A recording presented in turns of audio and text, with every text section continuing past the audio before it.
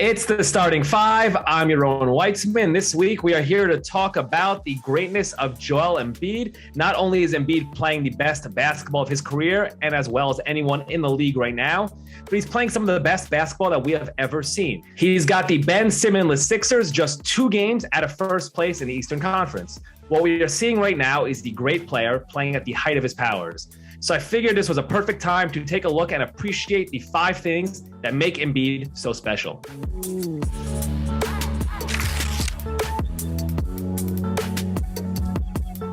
Number 1, two-way dominance. This, to me, is the best way to explain just how great Embiid is. There is not another player in the league who's the foundation of everything his team does on both ends of the floor. It's not just that Embiid is a dominant scorer and an imposing defender. It's that the Sixers are incapable of performing on either end if Embiid is not at the top of his game. You can see the numbers below, but basically when Embiid plays, the Sixers are an elite team.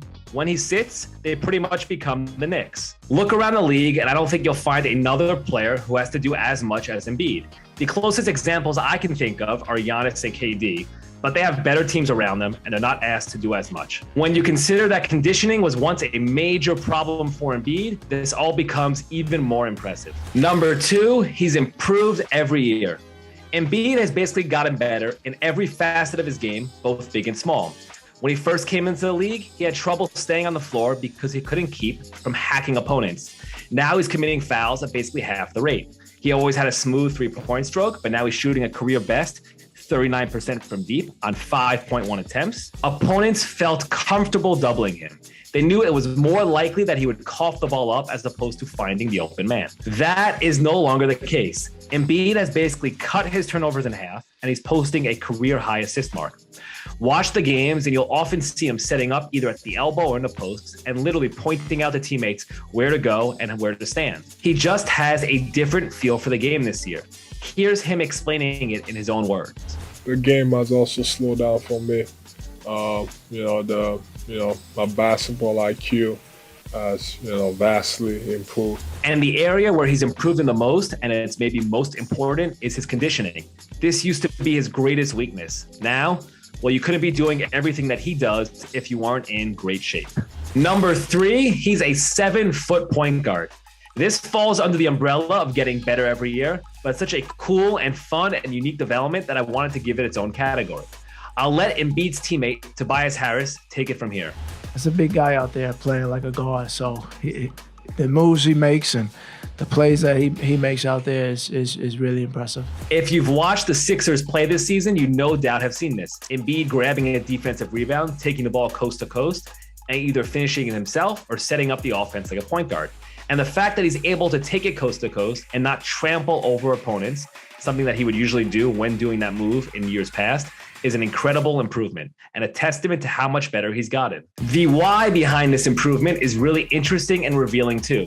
Here's Embiid explaining it the other day. This year, there's more freedom to be able to, whether it's bringing the ball up and, pushing up in transition and, I got more freedom to do that this year. Again, that's just another glimpse of how Embiid approaches the game and why and how he's been able to become so great. Number 4, leadership. This, to me, has been one of the more interesting and core developments for Embiid this season.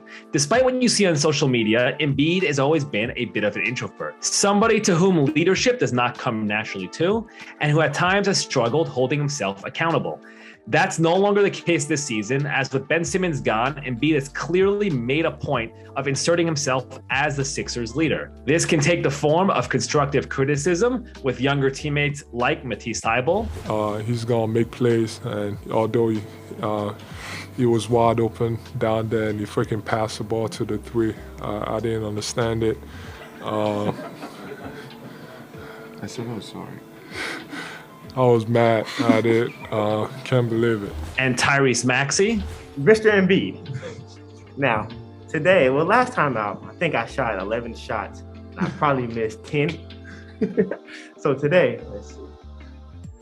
Oh, I shot the 3. You were great. Oh, there we go. Okay, I appreciate That's it. how you respond to criticism. Oh, man. I told you I got you. But it also means, as you can see in this quote from after their comeback win over the Pelicans on Tuesday, calling himself out when needed. This stuff might seem small, but I don't think it's a coincidence that we're seeing all this coincide with when Embiid is having the best season of his career and with the Sixers overachieving in a way nobody thought they could. Number 5, he's winning without a star.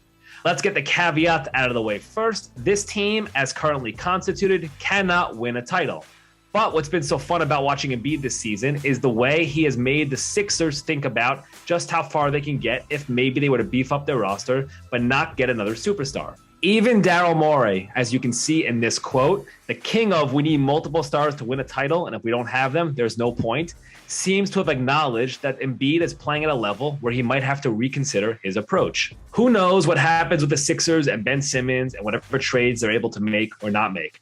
But I think Embiid has made clear this season that he doesn't need another star around him, just a proper supporting cast. No other player could do what Embiid is doing with the Sixers. And I think that's the best testament to his greatness. That's your starting 5. I'm Yaron Weitzman. Be sure to keep your eyes here for more great NBA coverage.